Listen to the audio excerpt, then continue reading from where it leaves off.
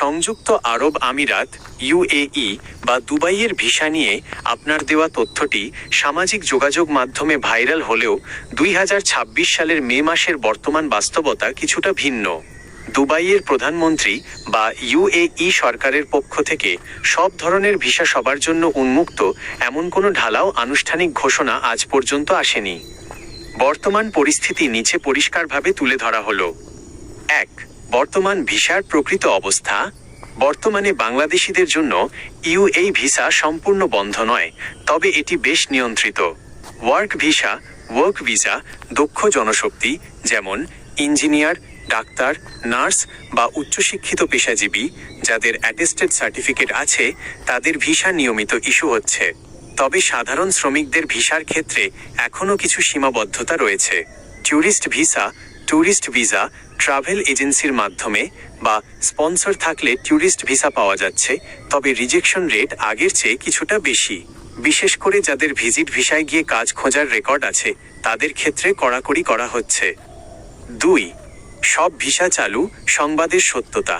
Facebook বা ইউটিউবে অনেক সময় সব ভিসা খুলে গেছে এমন চটকদার শিরোনাম দেখা যায়, কিন্তু বাস্তবে ইউএই সরকার সময়ে সময়ে নির্দিষ্ট কিছু ক্যাটাগরি যেমন পেশাজীবী বা ইনভেস্টর শিথিল করে।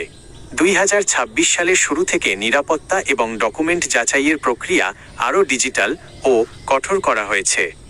3. দুবাই ভিসা আবেদনের বর্তমান নিয়ম মে 2026। আপনি যদি দুবাই বা ইউএই ভিসার জন্য চেষ্টা করেন তবে এই বিষয়গুলো খেয়াল রাখুন। পাসপোর্ট স্ক্যান, পাসপোর্টের রঙিন ও পরিষ্কার স্ক্যান কপি লাগবে, মেয়াদ অন্তত 6 মাস। অ্যাটেস্টেশন, কাজের ভিসার জন্য শিক্ষাগত যোগ্যতার সনদ পররাষ্ট্র মন্ত্রণালয় ও ইউএই দূতাবাস থেকে সত্যায়িত হতে হবে। পেশা যাচাই, আপনার পাসপোর্টের পেশা এবং যে কাজের জন্য যাচ্ছেন তার মিল থাকা জরুরি। সতর্কতা, অনলাইনে বা দালালের কথায় প্রলুব্ধ হয়ে অগ্রিম বড় অঙ্কের টাকা দেবেন না। কোনো কোম্পানি আপনাকে ভিসা দিতে চাইলে তাদের অফার লেটার প্রথমে ইউএই এর অফিসিয়াল সাইট বা অ্যাপ যেমন GDRFA বা ICP থেকে যাচাই করে নিন।